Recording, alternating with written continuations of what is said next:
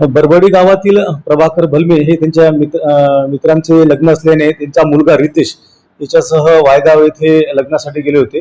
वायगाव येथे लग्न लागल्यानंतर सायंकाळी 8:30 वाजताच्या दरम्यान ते वाहनाने त्या ठिकाणी सेवाग्राम रोडवर आले आणि सेवाग्राम रोडवर ते उभे असताना अचानक 8:30 वाजताच्या दरम्यान रात्रीला विधी संघर्षग्रस्त बालक जो त्यांचा नातेवाईक आहे त्याने एकदम येऊन मोटरसायकलने आला आणि त्याने चाकूने दोघांवरही वार केले.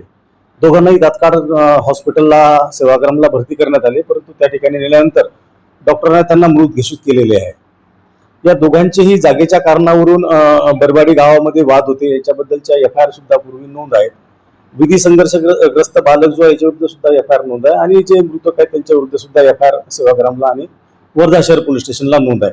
तक्रारीवरून आम्ही विधी संघर्षग्रस्त जो बालक आहे त्याच्या विरुद्ध FIR दाखल केलेला आहे कलम 103(1) प्रमाणे आणि गुन्ह्याचा तपास सुरू आहे.